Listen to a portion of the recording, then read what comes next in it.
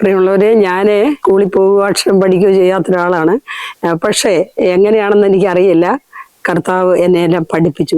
ഇത് ഞാൻ വായിക്കാൻ പോകുന്നത് സങ്കീർത്തനം 34. കർത്താവിനെ ഞാൻ എന്നും പുകഴ്ത്തും, അവിടുത്തെ സ്തുതികൾ എപ്പോഴും എൻ്റെ അധരത്തിലുണ്ടായിരിക്കും.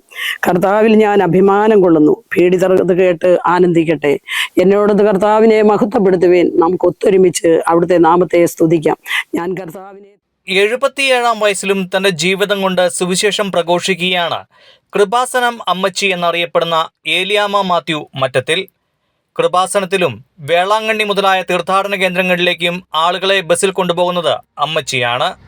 77-ാം വയസ്സിലും യാതൊരു ആരോഗ്യ പ്രശ്നങ്ങളുമില്ലാതെ ബസ്സിൽ നിന്ന് തീർത്ഥാടകർക്ക് മുന്നിൽ ഓരോ തീർത്ഥാടന സ്ഥലങ്ങളുടെ മഹത്വത്തെപ്പറ്റിയും പ്രാധാന്യത്തെപ്പറ്റിയും അമ്മാമ്മ സംസാരിക്കും.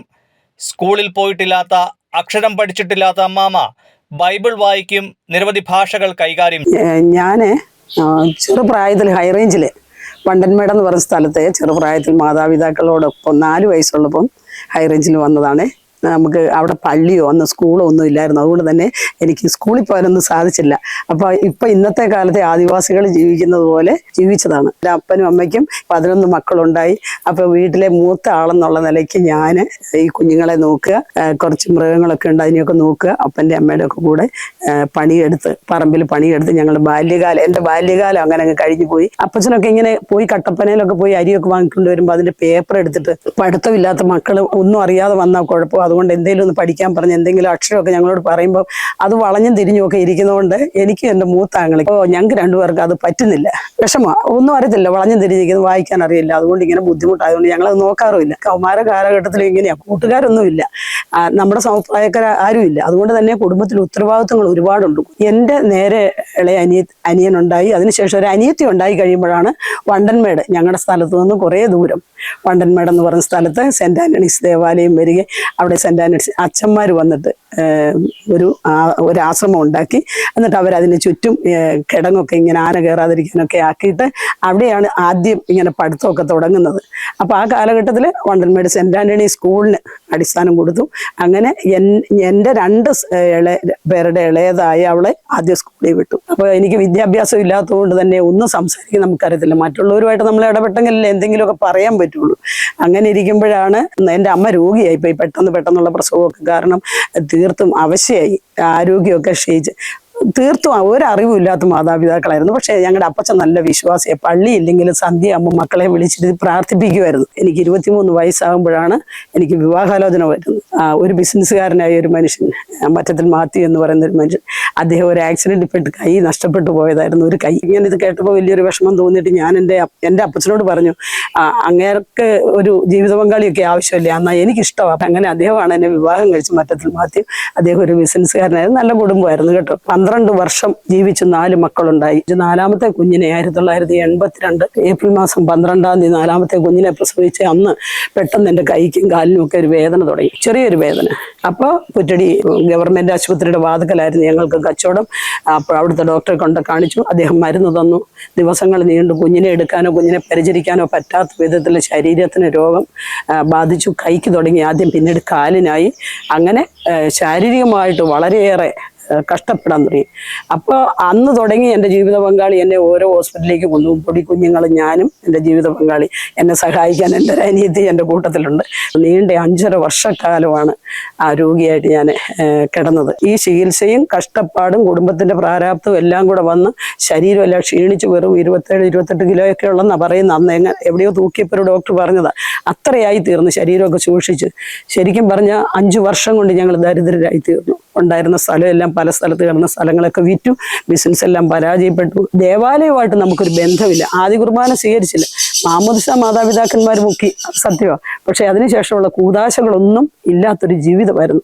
കുമ്പസാരം എന്നൊക്കെ പറഞ്ഞാൽ കല്യാണത്തിൽ നിന്ന് കുമ്പസാരിച്ചു. അന്നും കുമ്പസാരം എന്താണെന്ന് അറിയാതെയാണ് കുമ്പസാരിച്ചത്. അത് ഞാൻ അറിഞ്ഞില്ല. അതൊക്കെ പിന്നീട് എൻ്റെ സഭയിലൂടെ അറിഞ്ഞു. അതാണ് എൻ്റെ ജീവിതം കേട്ടോ. ഇത്രത്തോളം സന്തോഷത്തോടു കൂടി 77-ാമത്തെ വയസ്സിൽ ഞാൻ ജീവിക്കുന്നതിൻ്റെ ഒരു രഹസ്യം, രോഗമില്ലാതെ ജീവിക്കുന്നതിൻ്റെ രഹസ്യം ഞാൻ പിന്നീട് അറിവുകൾ മുഴുവൻ എൻ്റെ ഈ തിരുസഭയിൽ മകുടം ചൂടി നിന്ന ആ ഒരു രഹസ്യം എനിക്ക് വെളിപ്പെടുത്തി കിട്ടിയത് കൊണ്ട് അതെൻ്റെ ആധ്യാത്മിക പിതാക്കന്മാരിലൂടെ. അതുകൊണ്ട് പറയുമ്പോൾ എനിക്ക് വലിയ സന്തോഷം എൻ്റെ സഭയെക്കുറിച്ച് പറയുമ്പോൾ. സഭയ്ക്ക് വേണ്ടി ഇപ്പം എൻ്റെ പ്രാർത്ഥനയും എൻ്റെ ജീവിതവും മുഴുവൻ. എന്തായാലും അങ്ങനെ രോഗിയായി കിടന്ന കാലഘട്ടത്തിൽ ഹൈറേഞ്ച് പ്രദേശത്തൊന്നും എന്താ പറയുക, ഒരു ദേവാലയം അല്ലാതെ മറ്റു ധ്യാനം ഈ കാലഘട്ടത്തിലെ പോലുള്ള ധ്യാനമോ കാര്യങ്ങളൊന്നും ഇല്ലായിരുന്നു.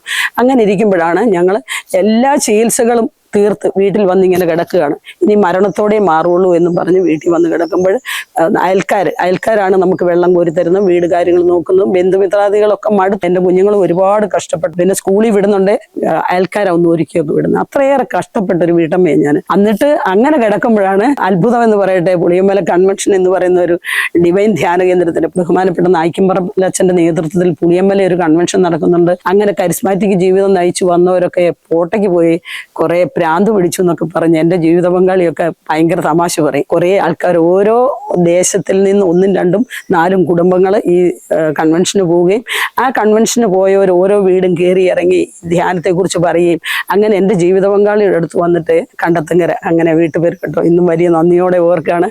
ദൈവത്തിന് ദൂതനെ അയച്ചതുപോലെ കണ്ടെത്തുങ്കര ഒരു ദമ്പതികൾ, ഒരു ചാക്കോച്ചൻ സുസമ്മ ദമ്പതികൾ എന്നെയും കൊണ്ട് അവർ തന്നെ അവരുടെ പൈസ മുടക്കിൽ എന്നെ ഒരു ധ്യാനത്തിന് കൊണ്ടുപോവാണ്. ഡിവൈനില് ധ്യാനത്തിന് കൊണ്ടുപോയി ചെമ്പകപ്പാറ എന്ന് പറഞ്ഞൊരു സ്ഥലത്തൊരു കൺവെൻഷൻ ഉണ്ടായിരുന്നു. അവിടേക്ക് എന്നെ കൊണ്ടുപോയത്. അവിടെ നിന്നാണ് എനിക്ക് സൗഖ്യം കിട്ടുന്നത്. ഒരു കൺവെൻഷൻ സെന്ററിൽ വെച്ചാണ് അവരവിടെ കൊണ്ടുപോയി ഒരു രോഗികളുടെ ഷെക്ടറിൽ എന്നെ കൊണ്ടുകിടത്തിയിട്ട്. ഷെക്ടർ എന്നൊന്നും പറയാൻ ഇപ്പോഴാണ് എനിക്കറിയാം കേട്ടോ, അന്നൊന്നും അറിയില്ല, അതിന്റെ അർത്ഥമൊന്നും അറിയില്ല. ചെന്നൈ അന്ന് 3 മണിക്ക് പരിശുദ്ധ കുർബാനയുടെ ഒരു ആരാധന എൻ്റെ ജീവിതത്തിൽ ആദ്യമായി ഒരു ആരാധന നടക്കുകയാണ്. അപ്പോൾ എനിക്ക് കാണാൻ പറ്റുന്നില്ല, ദൂരെയാണ്. അവിടെ കിടന്ന് ഞാൻ കരഞ്ഞുകൊണ്ടിരിക്കുമ്പോൾ ഒരു പറപ്പള്ളിയിൽ എന്തോ വീട്ടുപേരുള്ള ഒരു മനുഷ്യൻ എൻ്റെ അടുത്ത് ബൈബിൾ ഇങ്ങനെ മാറത്ത് പിടിച്ചുകൊണ്ട് വന്ന് ഞാൻ നിലവിളിച്ചുകൊണ്ടിരിക്കുമ്പോൾ ഇദ്ദേഹം വന്ന് ഇതൊക്കെ അവരെക്കുറിച്ചൊക്കെ പറയുമ്പോൾ വലിയ ആനന്ദം എനിക്കിന്ന്. അവർ വന്നിട്ട് ചോദിക്കുക, എന്ത് പറ്റി ചേച്ചിക്ക് എന്ന് ചോദിച്ചപ്പോൾ ഞാൻ പറഞ്ഞു, എനിക്ക് സന്ധിവാദം. നല്ല സ്ഥലത്തല്ലേ, സന്ധിവാദമാണോ?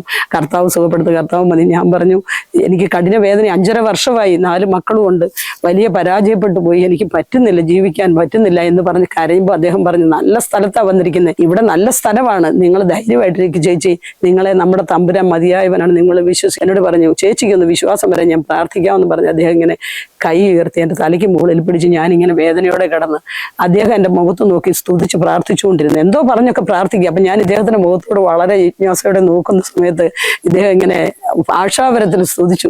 ആ സമയത്ത് അൽത്താരയിൽ ആരാധന നടക്കുകയും കൂടി ചെയ്യുകയാണ്. അദ്ദേഹം ഇത് പ്രാർത്ഥിച്ചിട്ട് എന്നോട് പറഞ്ഞു, ചേച്ചിക്ക് വിശ്വാസം ലഭിക്കാൻ ഞാൻ പ്രാർത്ഥിച്ചോളാം കേട്ടോ, കണ്ണടച്ച് പ്രാർത്ഥിച്ചോ എന്നും പറഞ്ഞ് ഇദ്ദേഹം എനിക്ക് വേണ്ടി പ്രാർത്ഥിച്ചിട്ട് അങ്ങോട്ട് പോയി. ആ സമയത്ത് അവിടെ പരിശുദ്ധ കുർബാനയുടെ ആരാധന നടക്കുന്ന സമയത്ത് ഭയങ്കര സ്തുതിപ്പുകളാണ്. അപ്പം ഞാൻ ചുറ്റും നോക്കുമ്പോൾ എൻ്റെ ചുറ്റും നിൽക്കുന്ന ആൾക്കാരെല്ലാം ഭയങ്കര സ്തുതിപ്പ്. എനിക്ക് മാത്രം ഒന്നും മനസ്സിലാക്കുന്നില്ല, ഞാൻ മാത്രം കരയുക. പക്ഷേ 5 or 6 പ്രാവശ്യം അങ്ങനെ കണ്ണടച്ചു. അവസാനം എൻ്റെ കണ്ണടച്ച് പിന്നീട് ഞാൻ എന്താ സംഭവിച്ചെന്ന് എനിക്കറിയത്തില്ല. കൈകാലുകൾ ചലിക്കാൻ 1 സെക്കൻഡ് നിൽക്കാൻ പാടില്ലാത്ത ഞാനായിരുന്നു. ഈ പലകയില സ്കൂൾ കെട്ടിടം അതിൻ്റെ പലകയില കിടത്തിയിരുന്നു എന്നെ. അവിടെ നിന്ന്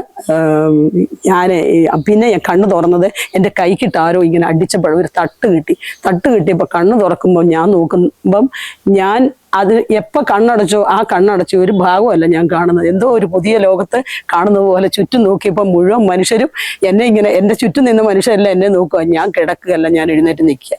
എങ്ങനെയാ എഴുന്നേറ്റ് നിന്നെന്ന് എനിക്കറിയില്ല. എൻ്റെ പ്രിയമുള്ളവരെ ഞാൻ പറയാം, എൻ്റെ കരങ്ങളൊക്കെ വായുവിൽ ഉയർന്നു നിൽക്കുക. ഒരിക്കലും ഉയർത്താൻ പറ്റാത്ത ഈ സന്ധിവാദം ഉണ്ടായിരുന്ന കൈകളൊക്കെ ഉയർന്നു നിൽക്കുകയാണ്. എങ്ങനെ ഒരു ചിത്രശലഭം പാറി നടന്നു അതുപോലെ 4 ദിവസം ആ കൺവെൻഷൻ സെന്ററിലൂടെ ഞാൻ ഓടി നടന്നു. അവിടെ കേട്ടവയെല്ലാം എൻ്റെ ഹൃദയത്തിൽ പതിഞ്ഞു. ഒരു പുതിയ ലോകത്ത് ചെന്ന ഒരു അനുഭവമായിരുന്നു എനിക്ക്. അവിടുത്തെ സ്തുതികൾ എപ്പോഴും എൻ്റെ അധരത്തിലുണ്ടായിരിക്കും. കർത്താവിൽ ഞാൻ അഭിമാനം കൊള്ളുന്നു, പീഡിതർ ഇത് കേട്ട് ആനന്ദിക്കട്ടെ. എന്നെനിക്ക് 38 വയസ്സ് ഉള്ളൂ. പിന്നീട് ഞാൻ നാട്ടിലേക്ക് വന്നു. എൻ്റെ ആൾക്കാർക്കെല്ലാം അത്ഭുതമായി, എൻ്റെ ജീവിത പങ്കാളിക്ക് അത്ഭുതമായി. ഓരോ ദിവസവും പുതിയ പുതിയ ബോധ്യങ്ങൾ. എനിക്ക് വചനം വായിക്കാൻ അറിയില്ല. എനിക്ക് പിന്നെ പള്ളിയിൽ പോകണം ആഗ്രഹമായി, പരിശുദ്ധ കുർബാന സ്വീകരിക്കണം, പള്ളിയിൽ പോകണം, ഇങ്ങനെയുള്ള ആഗ്രഹങ്ങൾ അങ്ങോട്ട് ഓരോ ദിവസം ചെല്ലുന്തോറും കൂടാൻ തുടങ്ങി. കുഞ്ഞുങ്ങളെയും പ്രാർത്ഥനയിൽ വളർത്തണം, ഇങ്ങനെയുള്ള ആഗ്രഹങ്ങളൊക്കെ തുടങ്ങി. അങ്ങനെ പ്രാർത്ഥിച്ചുകൊണ്ടിരിക്കുമ്പോൾ ജനങ്ങൾക്ക് തന്നെ ഞാൻ അത്ഭുതമായി. കാരണം ഞാൻ ആരെയും സ്പേസ് ചെയ്യാറ് ഇല്ലായിരുന്നു. ഒരു മനുഷ്യൻ്റെ മുമ്പിൽ ഞാൻ സംസാരിക്കില്ല, കാരണം എനിക്ക് അറിവില്ലാത്തത് കൊണ്ട് സംസാരിക്കുന്നത് ഇങ്ങനെ തെറ്റിപ്പോവും വാക്കുകളൊക്കെ. അതുകൊണ്ട് ഞാനൊന്നും പറയലായിരുന്നു. പക്ഷേ ധൈര്യപൂർവ്വം ഓരോരുത്തരുടെ മുഖത്ത് നോക്കി സംസാരിക്കാനുള്ള ഒരു കൃപ എനിക്ക് കിട്ടി. ഒന്ന്. രണ്ടാമത് വചനത്തോട് ഭയങ്കര ദാഹമായി. മക്കളോട് പറയും, മക്കളെ ഒന്ന് വായിച്ചു കേൾപ്പിക്കുമോ, അമ്മയ്ക്കൊന്ന് വചനം ഒന്ന് വായിച്ചു കേൾപ്പിക്കുമോ, ഇങ്ങനെ ചോദിക്കായിരുന്നു. അപ്പോൾ മോള് പറയും, അമ്മയ്ക്ക് എപ്പോഴും വചനം എന്ന് പറഞ്ഞിരുന്നിട്ട് കാര്യമുണ്ടോ അമ്മേ, പിന്നെ വചനം വായിക്കാൻ അമ്മ പഠിക്കാൻ എന്നൊക്കെ പറഞ്ഞ് എന്നെ കളിയാക്കുന്നു. പക്ഷെ പഠിക്കാൻ അറിയില്ല, നമുക്കറിയാമല്ലോ, ഒരു നിലത്തെഴുത്ത് പോലും പഠിക്കാത്ത ആൾ. പക്ഷെ അങ്ങനെ ഇരിക്കുമ്പോഴെൻ്റെ ഇളയ അനുജത്തി കുട്ടിയെ ഞങ്ങളാണ് കുടുംബത്തിൻ്റെ കൂടെ, എനിക്ക് സുഖമില്ലാത്തതുകൊണ്ട് 3ാം ക്ലാസ്സിൽ പഠിക്കുമ്പോൾ ഞങ്ങളുടെ വീട്ടിൽ കൊണ്ടുവന്ന് വളർത്തിയ ഒരു അനുജത്തി കുട്ടി ഉണ്ടായിരുന്നു. അവളെ വിവാഹം കഴിക്കാനായിട്ട് ഒരു വിവാഹാലോചന വന്നു. ആ പയ്യൻ മാതാപിതാക്കളില്ലായിരുന്നു. അവനെ ജനിച്ചപ്പോൾ തന്നെ അമ്മ മരിച്ചു പോയതുകൊണ്ട് അച്ഛൻ അവനെ ഉപേക്ഷിച്ച് പോയ മകനായിരുന്നു. അൽത്താരബാലനായിട്ട് വളർന്നു വന്ന ഒരു കുട്ടി. അവൻ എവിടെയോ പോയി ധ്യാനം കൂടി, കൃപയുള്ള ഒരു കുട്ടിയായിരുന്നു. ആ കുട്ടി വീട്ടിൽ വന്നപ്പോൾ, കല്യാണം കഴിഞ്ഞ് വീട്ടിൽ വരുമ്പോഴാണ് സന്ധ്യപ്രാർത്ഥനയെക്കുറിച്ച് അവനാണ് ഞങ്ങൾക്ക് ബോധ്യം തരുന്നത്. നമുക്കമ്മ ഭക്ഷണം കഴിക്കുന്നതിന് മുമ്പ് സന്ധ്യയ്ക്ക് പ്രാർത്ഥിക്കാമെന്ന് പറഞ്ഞ് പായെടുത്തിട്ട് പ്രാർത്ഥിച്ചു. ഞാൻ മൂലം എൻ്റെ വീട്ടിലുള്ള എൻ്റെ സഹോദരങ്ങളെല്ലാം പിന്നീടുള്ള എൻ്റെ ഈ ആധ്യാത്മിക ജീവിതത്തിലെ എൻ്റെ മാറ്റങ്ങൾ, ലക്ഷ്യം മുഴുവൻ നിത്യജീവനെ കുറിച്ചായിരുന്നു. പിന്നെ അങ്ങനെ ഇരിക്കുമ്പോഴും 3-3.5 വർഷക്കാലം പിന്നീട് ഇങ്ങനെ നിശബ്ദമായിട്ട് കുടുംബത്തിൽ ഇങ്ങനെ പ്രാർത്ഥിക്കുക, ഈശോയെ എനിക്കൊന്ന് വചനം വായിച്ചാൽ കൊള്ളായിരുന്നു. അങ്ങനെയാണ് ഒരു ദിവസം വിശുദ്ധ ഗ്രന്ഥം ഞങ്ങളുടെ വീട്ടിലുണ്ടായിരുന്നു. അത് എടുക്കുമ്പോൾ ഇപ്പോഴത്തെ ഗ്രന്ഥമല്ലായിരുന്നു. അന്ന് ഞാൻ വായിച്ചത് ഇങ്ങനെ, അത്രേ എനിക്ക് അറിയുള്ളൂ. അത് ഏതാണ്, POC അല്ല എന്നെനിക്കറിയാം, ഏതാ പ്രസിദ്ധീകരണം എന്നറിയില്ല. ആ ബൈബിളിൽ ഇങ്ങനെയായിരുന്നു. ഞാൻ വെളുപ്പിനെ 2 മണിക്ക് വചനം എടുത്ത് വായിക്കുമ്പോൾ ബൈബിൾ എടുത്ത് തുറന്നു വെച്ചിട്ട് തിരിയൊന്നും കത്തിക്കാനുള്ള നിർവാഹമുള്ള കാലഘട്ടമല്ല, മണ്ണെണ്ണ വിളക്കിൽ ഇങ്ങനെ ഇരുന്നുകൊണ്ട് ഞാനിങ്ങനെ പ്രാർത്ഥിക്കുക. കണ്ണടച്ച് കുറേ സമയം ഇരുന്നപ്പം എടുത്ത് വായിക്ക് തുറക്കുന്ന ഇങ്ങനെ 2-3 പ്രാവശ്യം ആരോ പറഞ്ഞപ്പോൾ ഞാൻ എടുത്തും വലത്തും നോക്കി, ആരെയും കണ്ടില്ല. പക്ഷേ എൻ്റെ ജീവിത പങ്കാളി അടുത്ത് ഉറങ്ങുന്നുണ്ട്. എന്നിട്ട് ഞാൻ ബൈബിൾ തുറന്നിട്ട് ഞാൻ പ്രിയമുള്ളവരെ വായിച്ചത് ആദ്യത്തെ സുവിശേഷ വായനയാണ് എൻ്റെ, എന്താ പറയുക, സങ്കീർത്തനം 1:1. ദുഷ്ടന്റെ ആലോചന പ്രകാരം നടക്കരുത്, പാവിയുടെ വഴിയിൽ നിൽക്കരുത്, പരിഹാസിയുടെ ഇരിപ്പിടത്തിൽ ഇരിക്കരുത്. ഇങ്ങനെ 3 കാര്യം പറഞ്ഞു. ഇപ്പൊ ആരാ പറയുന്നത് മനസ്സിലാകുന്നില്ല എനിക്ക്. ഞാനിങ്ങനെ ചുറ്റും നോക്കി, വീണ്ടും ഇങ്ങനെ പറഞ്ഞിട്ട് വീണ്ടും ഒന്നുകൂടെ കേട്ടു, മറിച്ച് കർത്താവിൻ്റെ ന്യായപ്രമാണത്തെ നീ രാപകൽ ധ്യാനിക്കണമെന്ന് പറഞ്ഞു. അങ്ങനെ ആ ഒരു വാക്യം കേട്ടു. ഇപ്പോൾ പിറ്റേ ദിവസം നേരം വെളുത്തപ്പോൾ ഞാൻ എൻ്റെ മക്കളോട് പറഞ്ഞു, ഞാൻ ഇന്നലെ വചനം വായിച്ചു. അങ്ങനെ പിന്നെ അങ്ങോട്ട് തുടർച്ചയായിട്ട് തിരുവചനം വായിക്കാനുള്ള ആര് പറഞ്ഞു തന്നിട്ടാ, എങ്ങനെയാ, അതൊന്നും എനിക്കറിയില്ല. എല്ലാവരും എന്നോട് ചോദിക്കാറുണ്ട് എങ്ങനെയാണ്, എന്നാലും അത് സാധിച്ചെന്ന് ചോദിക്കും. അത് എനിക്കറിയില്ല. മനുഷ്യന് അസാധ്യമായത് ദൈവത്തിന് സാധ്യമാണെന്ന് ഇപ്പോൾ വിശ്വസിക്കുക. വയോജന വിദ്യാഭ്യാസമൊക്കെ പിന്നീടുള്ള കാലഘട്ടത്തിൽ ഉണ്ടായിട്ടുണ്ട്, പക്ഷെ ഒന്നിനും പോയിട്ടില്ല.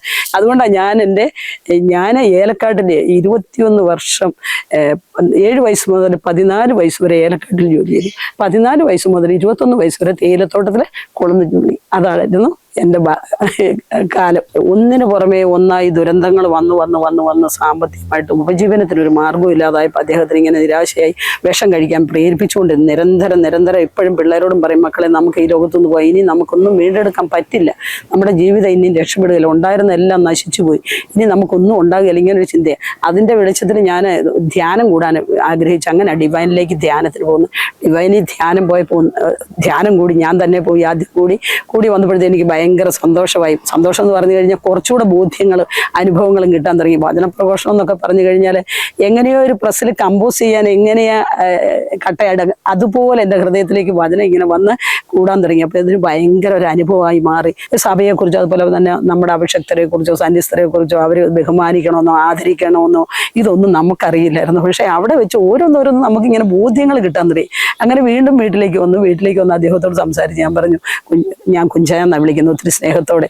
കുഞ്ചായം പോയൊരു ധ്യാനം കൂടെ എന്നൊക്കെ പറഞ്ഞൊരു ധ്യാനത്തിലോട്ട്. പക്ഷേ പ്രിയമുള്ളവർ 2 മണിക്കൂറോ 3 മണിക്കൂർ ധ്യാന സെൻറ്ററിൽ പോയിട്ട് അവിടെ നിന്ന് ഇറങ്ങിപ്പോകുന്നു. കാരണം ഇതെല്ലാം അദ്ദേഹത്തിന് അരോചകമായ ഒരു കാര്യം, എനിക്ക് സ്വീകരിക്കാൻ പറ്റില്ല, കാരണം ഇത് പറഞ്ഞിട്ടൊരു കാര്യമില്ല എന്നും പറഞ്ഞിട്ട് അങ്ങനെ ഇറങ്ങിപ്പോകുന്നു. വീണ്ടും ഈ ലോകത്തിൽ ഇങ്ങനെ ജീവിച്ചുകൊണ്ടിരുന്നു. പിറ്റേ ദിവസം എൻ്റെ ജീവിത പങ്കാളിയുടെ മൃതസംസ്കാര ശുശ്രൂഷയുടെ സമയത്തും ദേവാലയത്തിലേക്ക് പോകുമ്പോഴും ഇതുപോലെ തന്നെ ദൈവദൂതന്മാർ നല്ല ഇതുവരെ ഞാൻ കേൾക്കാത്ത വിധത്തിലുള്ള ഗാനം ആലപിച്ചു കൊണ്ടാണ് ഞങ്ങൾ അദ്ദേഹത്തെ കൊണ്ട് അടക്ക് കഴിഞ്ഞു വന്നു. പിന്നീടാണ് എൻ്റെ ജീവിതം എന്താ പറയുക പൂർണ്ണമായിട്ട്.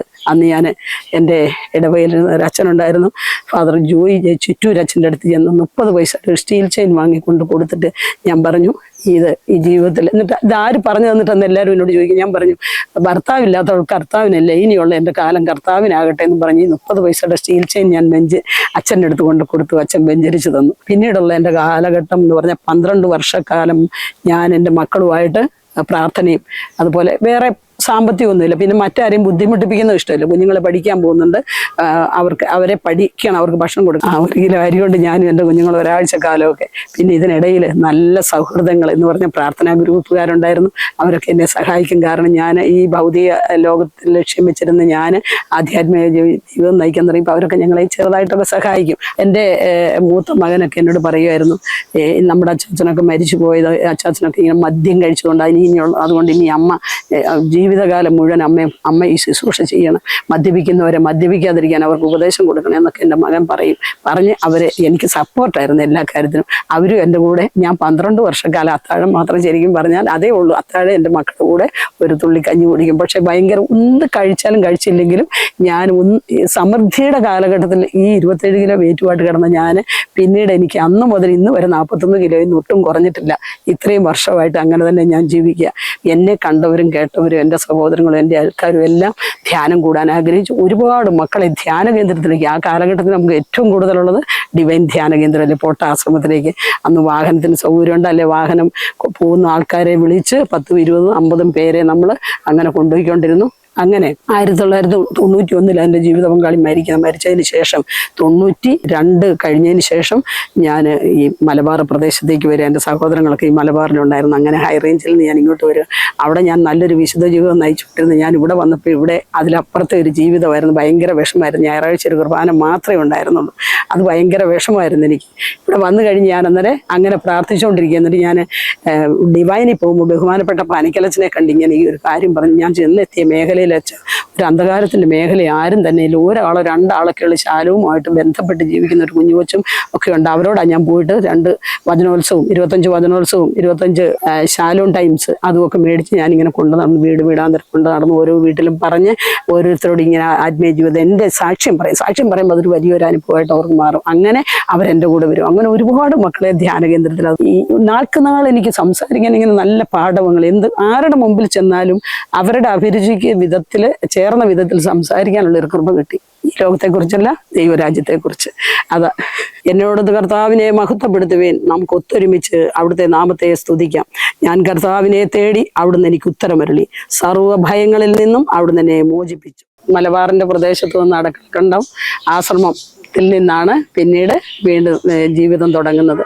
അങ്ങനെയാണ് ഈ മലബാർ പ്രദേശത്ത് ഒരുപാട് മക്കളെ അവിടെ ആ ശുശ്രൂഷ തുടങ്ങി. ബഹുമാനപ്പെട്ട തോമസ് കുളത്തുങ്കൽ അച്ഛനായിരുന്നു അവിടെ നമുക്ക് ആധ്യാത്മിക നിർദ്ദേശം തന്നുകൊണ്ട്, അച്ഛൻ ഞങ്ങൾക്ക് ക്ലാസ് തന്നുകൊണ്ട് അവിടെ ഒരു ധ്യാനമായിട്ട് അങ്ങോട്ട് തുടങ്ങി. വർഷങ്ങളായി. ഇപ്പോഴും അതൊരു വലിയ ധ്യാന സെൻ്ററാണ്. ഒരുപാട് മനുഷ്യർ അടക്കൽക്കണ്ട ആശ്രമ ദേവാലയം വിശുദ്ധ അന്തോനീസിന്റെ നാമധേയത്തിലുള്ള പള്ളിയിൽ ഒരുപാട് മക്കൾ ശുശ്രൂഷയ്ക്ക് വരാൻ തുടങ്ങി. ഞാൻ സ്ഥിരമായിട്ട് എല്ലാ ആഴ്ചയിലും ഡിവൈനിലേക്ക് പോകുമായിരുന്നു. ഡിവൈനിലേക്ക് ആൾക്കാരെയും കൊണ്ട് പോകും ധ്യാനിപ്പിക്കാനായിട്ട്. അങ്ങനെ ഇരിക്കുമ്പോഴാണ് ഡിവൈൻ ധ്യാന കേന്ദ്രത്തിൽ ബഹുമാനപ്പെട്ട പനക്കലച്ചൻ്റെ നേതൃത്വത്തിൽ ഡിവൈൻ കൂട്ടായ്മ, അതുപോലെ തന്നെ ഡിവൈൻ സുവിശേഷ മുന്നണി എന്ന് പറഞ്ഞിട്ടുള്ളൊരു ഒരു ശുശ്രൂഷ തുടങ്ങിയത്. അതിൽ എല്ലാ ജില്ലകളിൽ നിന്ന് 2 പേരെ വീതം തിരഞ്ഞെടുക്കുമായിരുന്നു. അതിൻ്റെ ഒരു കാസർഗോഡ് ജില്ലയുടെ 5 വർഷം കോർഡിനേറ്ററായിട്ട് ഞാൻ പ്രവർത്തിച്ചു. 4 വർഷം മുമ്പ് ഞാൻ ഒന്ന് ധ്യാനിക്കണമെന്ന് വിചാരിച്ച് വാഗമണ്ണിലൊരു ധ്യാന കേന്ദ്രം നമുക്കറിയാം, അവിടെ പോയി ഒരു 7 ദിവസം അവിടെ പോയി ധ്യാനിക്കാനായിട്ട് ബഹുമാനപ്പെട്ട മാധ്യച്ഛൻ്റെ കൂടെ പോയി. ഞാനിവിടെ വന്ന് ഒരാഴ്ച കഴിഞ്ഞപ്പോൾ എൻ്റെ അനുജനും അനിയത്തിയും കൂടെ വേളാങ്കണ്ണിക്ക് നമ്മുടെ ഈ കാസർഗോഡ് കണ്ണൂർ ജില്ല കേന്ദ്രീകരിച്ച് പ്രാർത്ഥന ട്രാവൽസ് എന്ന് പറഞ്ഞൊരു ടൂറിസ്റ്റ് ബസ്, അതിൻ്റെ കോർഡിനേറ്റർ ഒരു വിനീഷ് ഉണ്ട്. ആ വിനീഷിനെ വിളിച്ച് ഇവർ ബുക്ക് ചെയ്ത് വേളാങ്കണ്ണിക്ക് പോകാനായിട്ട്. ഈ പ്രാർത്ഥന ട്രാവൽസ് പല സ്ഥലത്തേക്ക് ഇങ്ങനെ യാത്ര പോകുന്നു. അപ്പോൾ വേളാങ്കണ്ണിക്ക് പോകാനായിട്ട് അവർ ബുക്ക് ചെയ്തപ്പോൾ എന്നോട് ചോദിച്ചു, അമ്മാമ്മ പോരുന്നെന്ന് ചോദിച്ചു. അങ്ങനെ ഞാനും കൂടെ ഇവരുടെ കൂടെ യാത്ര പുറപ്പെട്ട് പ്രിയമുള്ളവരെ അങ്ങനെ ആ ബസ്സിൽ ചെറുപുഴ എന്ന് പറഞ്ഞ സ്ഥലത്തു നിന്ന് ആദ്യമായിട്ട് എൻ്റെ ജീവിതം പിന്നീട് മാറി വേറെ വഴിയിലേക്ക് മാറി വഴിത്തിരിവുണ്ടായ കാര്യമാണ് പറയുന്നത്. അപ്പോൾ അങ്ങനെ ചെറുപുഴ നിന്ന് യാത്ര പുറപ്പെട്ടു. അതിൽ വിനീഷും ചാച്ചനും ഉണ്ടായിരുന്നു. ചാച്ചൻ എന്ന് പറഞ്ഞ ഒരു പ്രായമുള്ള ആളുണ്ടായിരുന്നു.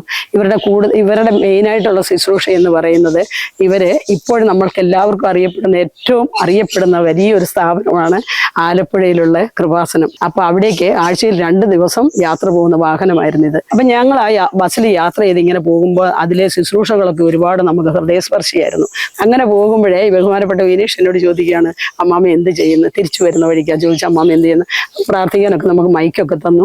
അങ്ങനെയൊക്കെ പ്രാർത്ഥിച്ചൊക്കെ പോന്നപ്പോൾ ചോദിച്ചു എന്ത് ചെയ്യുന്നു? അപ്പം ഞാൻ പറഞ്ഞു, ഇപ്പോൾ പ്രത്യേകിച്ചൊന്നുമില്ല, ഇങ്ങനെ അങ്ങ് പോകുന്നു. പരിശുദ്ധ കുർബാനയ്ക്ക് പോകും, എല്ലാ ദിവസവും ദിവ്യകാരുണ്യം സ്വീകരിക്കും, മധ്യസ്ഥ പ്രാർത്ഥനയ്ക്കൊക്കെ എവിടെയെങ്കിലും ഒക്കെ ആയിട്ട് പ്രാർത്ഥിക്കും, അങ്ങനെ പോകുന്നെന്ന് പറഞ്ഞു. അപ്പോൾ എന്നോട് ചോദിച്ചു, ഇങ്ങനെ പോരുന്നോ ഇങ്ങനെ കൃപാസനത്തിലേക്ക് യാത്ര ഒരു ലീഡറായിട്ട് ബസ്സിൽ ശുശ്രൂഷയ്ക്കായിട്ട് വരുന്നു. അപ്പം അങ്ങനെ വേളാങ്കണ്ണി പോയി വന്നതിന് ശേഷം പിറ്റേ ആഴ്ച ഞാൻ ഈ പ്രാർത്ഥന ട്രാവൽസിൻ്റെ ബസ്സിൽ കൃപാസനത്തിലേക്ക് ഞാൻ ഒരു യാത്ര പോയി. ഞാനിപ്പോൾ 4 വർഷം ആഴ്ചയിൽ 2 ദിവസം വെള്ളരിക്കുണ്ട് എന്ന് പറഞ്ഞ സ്ഥലത്ത് നിന്ന് പ്രാർത്ഥന ട്രാവൽസിൻ്റെ ബസ് കൃപാസനത്തിലേക്ക് പോകുന്നുണ്ട്. കാസർഗോഡ് ജില്ലയിൽ നിന്ന് പിന്നെ ഈ ആലപ്പുഴ എത്തണമെങ്കിൽ നമുക്കറിയാം ഇവിടെ നിന്ന് 4 മണിക്ക് ബസ്സിൽ കയറുന്നതാണ്.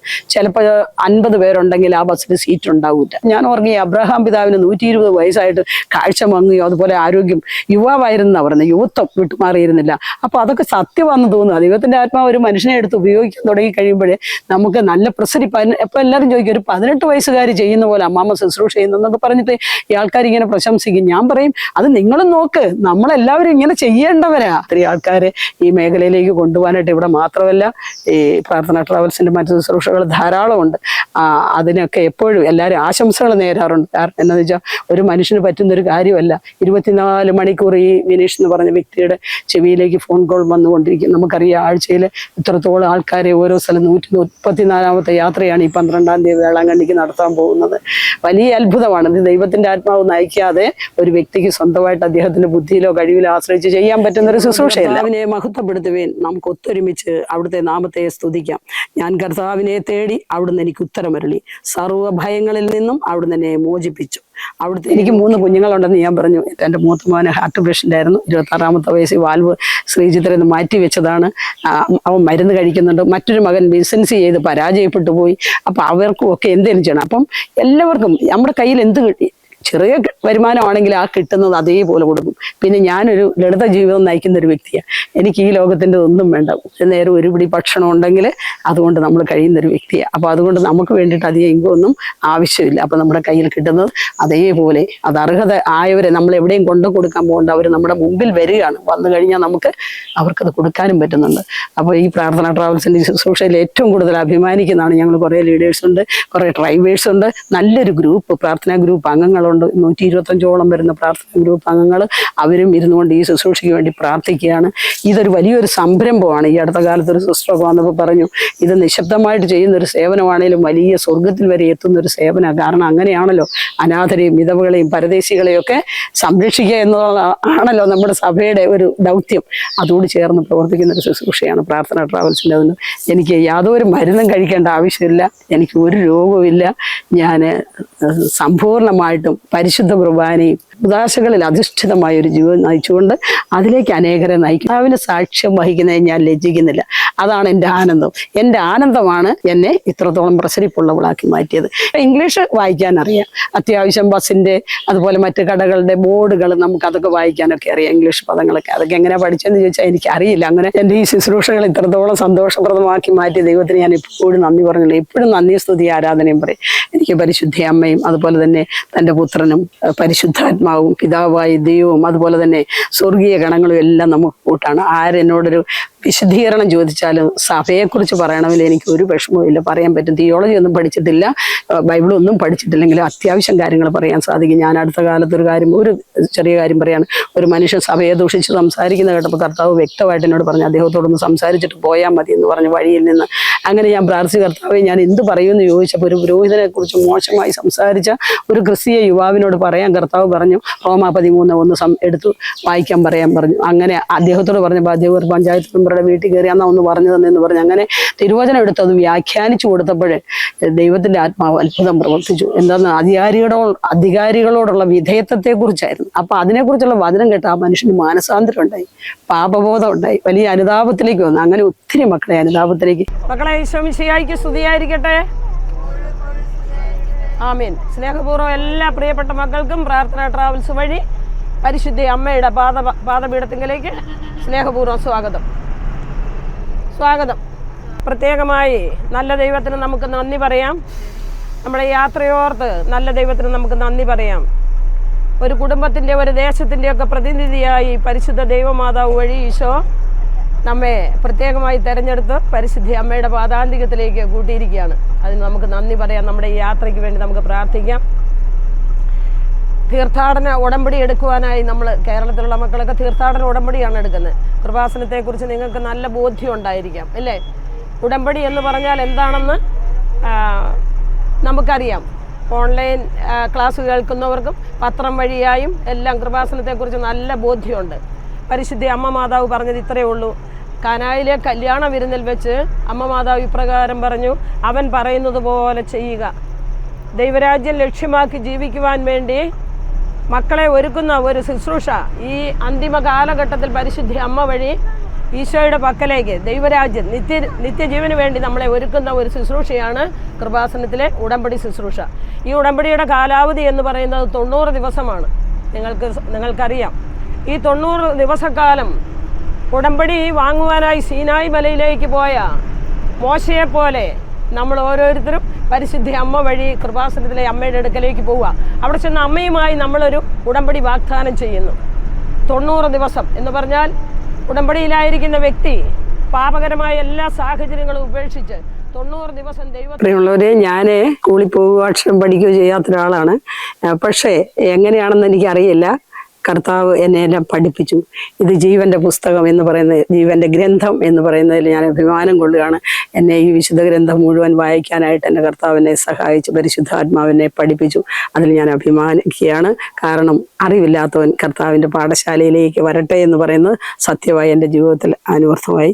ഇത് ഞാൻ വായിക്കാൻ പോകുന്നത് സങ്കീർത്തനം 34. കർത്താവിനെ ഞാൻ എന്നും പുകഴ്ത്തും. അവിടുത്തെ സ്തുതികൾ എപ്പോഴും എൻ്റെ അധരത്തിലുണ്ടായിരിക്കും. കർത്താവിൽ ഞാൻ അഭിമാനം കൊള്ളുന്നു. പീഡിതർ ഇത് കേട്ട് ആനന്ദിക്കട്ടെ. എന്നോടത് കർത്താവിനെ മഹത്വപ്പെടുത്തുവേൻ. നമുക്ക് ഒത്തൊരുമിച്ച് അവിടുത്തെ നാമത്തെ സ്തുതിക്കാം.